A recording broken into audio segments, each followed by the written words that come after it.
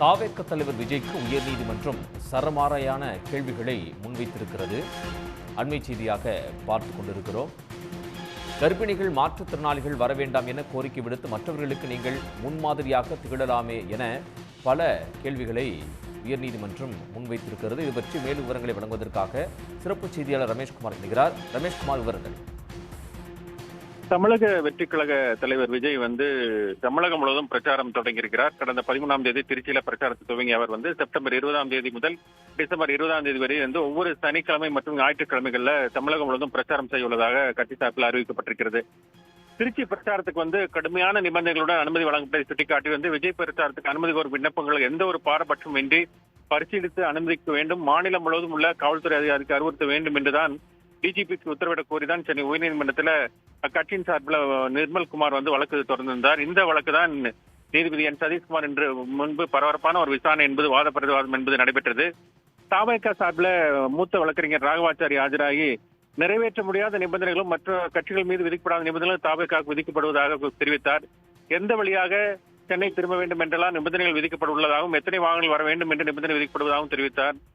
கர்ப்பிணிகள் மாற்றுத்திறனாளிகள் வரக்கூடாது என நிபந்தனை விதிக்கிறார்கள், அவர்கள் வர வேண்டாம் என நாங்கள் எப்படி தடுக்க முடியும் என்ற கேள்வி முன்வைத்தார். இதுபோன்ற நிபந்தனைகள் அனைத்து கட்சிகளுக்கும் விதிக்கப்படுவதானே என்று அப்போது குறுக்கிட்ட நீதிபதி கேள்வி எழுப்பினார்.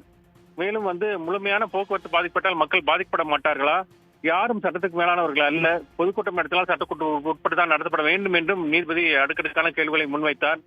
தலைவராக இருக்கும் நீங்கள் தான் கூட்டத்தை கட்டுப்படுத்த வேண்டும் என்றும் சேதப்படுத்தப்பட்ட பொது சொத்துக்களுக்கான இழப்பீடு வசூலிக்கப்படுகிறதா என்ற கேள்வியும் நீதிபதி முன்வைத்தார். இல்லை என்றால் இந்த விவகாரத்தில் நீதிமன்றம் தலையிட நேரிடும் எனவும் எச்சரிக்கையும் விடுத்திருக்கிறார். குறிப்பாக கர்ப்பிணிகள் மாற்றுத்திறனாளிகள் வர வேண்டாம் என கோரிக்கை விடுத்து மற்றவர்களுக்கு நீங்கள் முன்மாதிரியாக திகழலாமே என்று விஜய் தரப்புக்கும் நீதிபதி அறிவுறுத்தினார். காவல்துறை தரப்பில் ஆஜரான கூடுதல் தலைமை வழக்கறிஞர் ராஜ்திலக் எந்த இடத்துல அனுமதி மறுக்கப்படவில்லை என்றும் நிபந்தனைகளுடன் அனுமதி வழங்கப்படுவதாக குறிப்பிட்டார். திருச்சி பரப்புரையின் போது அந்த தாவேக தொண்டர்கள் செயல்பாடுகளை அந்த புகைப்படமாகவும் காவல்துறை எடுக்கப்பட்ட அந்த புகைப்படங்களை எல்லாம் நீதிபதியிடம் சமர்ப்பித்தார். அதை பார்த்த நீதிபதி இவர்கள் இது போன்ற உயரமான இடங்களில் ஏறி நின்று ஏதாவது அசம்பாதம் நிகழ்ந்தால் யார் பொறுப்பேற்பது, இதை நீங்கள் ஒழுங்குபடுத்த வேண்டாமா என்றும் கேள்விகளை முன்வைத்தார்.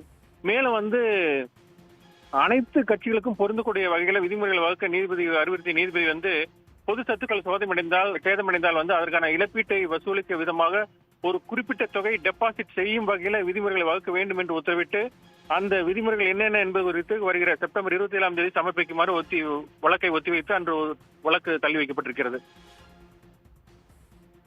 ரமேஷ்குமார், தகவல்களுக்கு நன்றி.